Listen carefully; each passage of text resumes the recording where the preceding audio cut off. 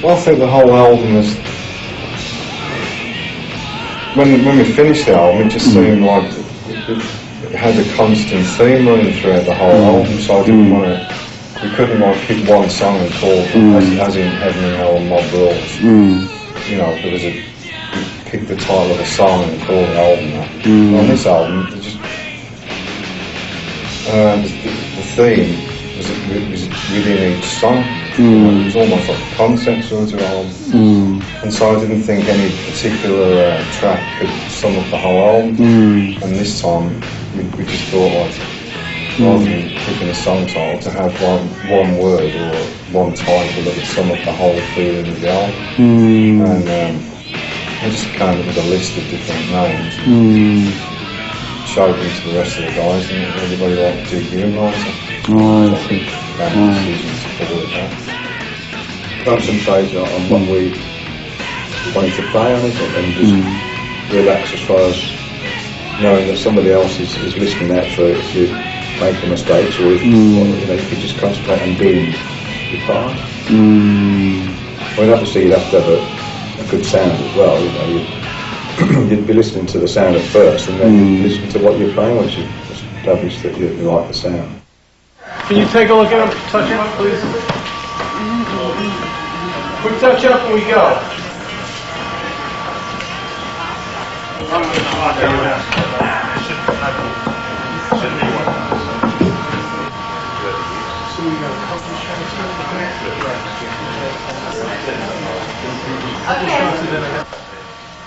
Here we go.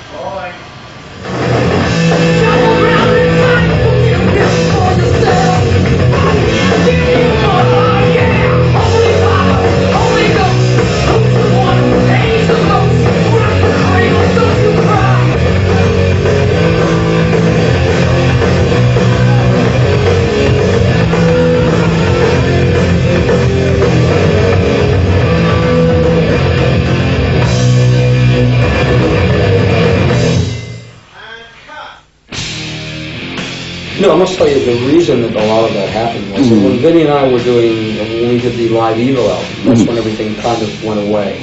When we had done the Live Evil album, we were here in Los Angeles at the record plant, the old record plant, doing the album.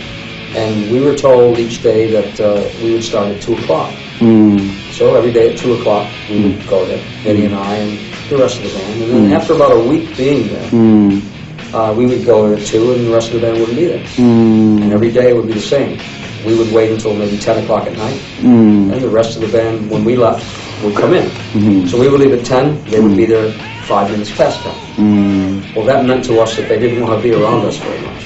And so it meant the end of the band, because you cannot make music if you're not happy. Unhappy music means unsuccessful albums and unsuccessful music. So we were gone. Vinny and I left, and we were lucky enough to be able to form DIO after that. But then we have found out since then that the reason was that the producer who was producing that album, whose name I won't even mention because it's not important, he was telling Tony and Geezer that Vinny and I were going into the studio at 2 o'clock and turning up the vocal and the drums and turning down the guitar and the bass. In the mix. In the mix. This was because we were there mixing the album. We'd already recorded it.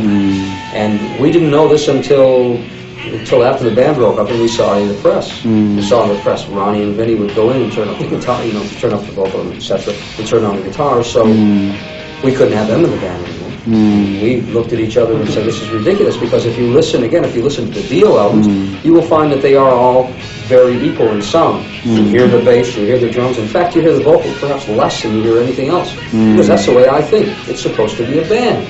I produced those albums. Now, I had the right to go in and say, right, we won't even hear the guitar and the bass and DIO. We'll only hear drums and vocal, won't we? So it shows you just how stupid it is. But it was nothing to do with Geezer and Tony. The producer told them that. So they went, wrong, get rid of them. So we broke up. And that's the reason. Now, since then, before we got back together again, first thing I said to Geezer was, I want to know about what happened with this turning up the drums and the vocal crap, because it's shit. And he said, well, it wasn't, he said it was Mr. X, the producer. He told us that that's what you did. And I said, well, you know differently now, don't you? And yes, we do, we know differently. So that took that away. And that was the reason the band broke up. Just because of that one person, Mr. X, saying that, and they believed him. But it was a time when the band had a lot of success.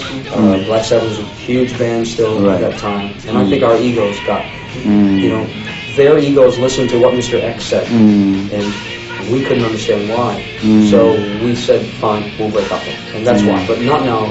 Now that we've talked about it, everyone understands that was wrong. That was the reason we broke up, and it was the wrong reason. So from then on, it's not been a problem at all. I saw Geezer in Minneapolis. We were playing a DIO in Minneapolis, Minnesota. When? You remember? This was about 2 years ago. 2 years ago. Finishing the live Eagle trip. Yeah, about 1990. Yeah, the summertime. And I hadn't spoken to Geezer since we broke up. This was what, 83? Was it 82? 82. So virtually, what, 8 years? 8 years. And his manager, who was his wife, called my manager, who was my wife, and said, we would like to get back together to see you again. We missed your friendship, because we were very, very close. Geezer and his wife and my wife were really, really close. And she called and said, Geezer would love to see Ronnie again. I'd like to see you, Wendy, etc. Would Ronnie mind? I said, no, it'd be wonderful. I'd love to see Geezer. We never held any grudges against him ever. So please come. So they came to the show in Minnesota, and I made Geezer play. We played that. We did Neon Nights. You remember the which song? Neon Nights. Neon Nights. And it was wonderful. It was great. It was so much fun. To hear how great Geezer was again. And then afterward, we talked for a long period of time. We had drink. And we talked about what I told you before, about Mr. X. Mr. X, yes. And then we both had more to drink and said, gee, we should play together again. We never really finished. And Geezer said, well, I'm going to speak to Tony tomorrow, because I think it's important that we do that. So it was Geezer who was the connection between Tony and me. Without Geezer in the connection, I never would have called Tony. And Tony never would have called me. So Geezer went back home to England, talked to Tony. Tony called me. Tony said, hey, you want to do it again? And I said, maybe. Think about it. So we talked for some more time, and we said, yeah, let's try. And that's what happened. That's how we got back together again. It was strictly because we cared about what the music we had made before, and we felt that we had better music to make than when we'd stopped. We wanted to make more music again. We wanted to give it one more chance. And by giving it one more chance, we've shown that, that we probably give it a lot more than one chance. Rolling? Yes. Okay, roll sound. Here come the irritating beats.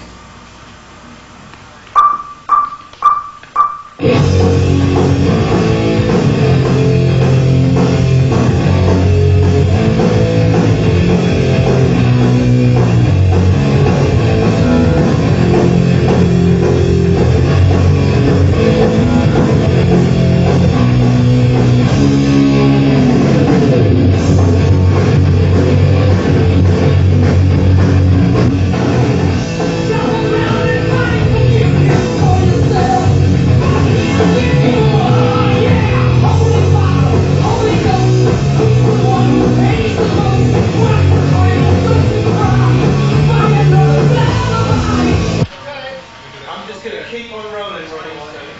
I'll keep on missing all the words, don't worry. Ronnie, you all set, sir? Yes, I am. Okay, Jay, let's stick the slate in. Let's roll cameras, please. We rolling? All cameras rolling. Okay, all cameras rolling. Let's roll sound. Bill. Spinning. Here come the irritating tones.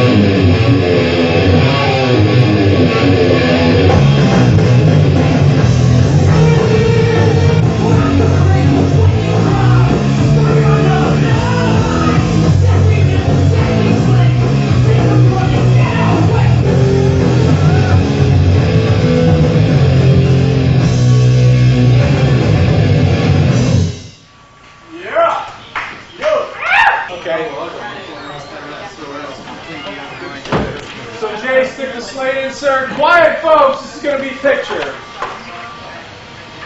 Slate's in. Roll camera.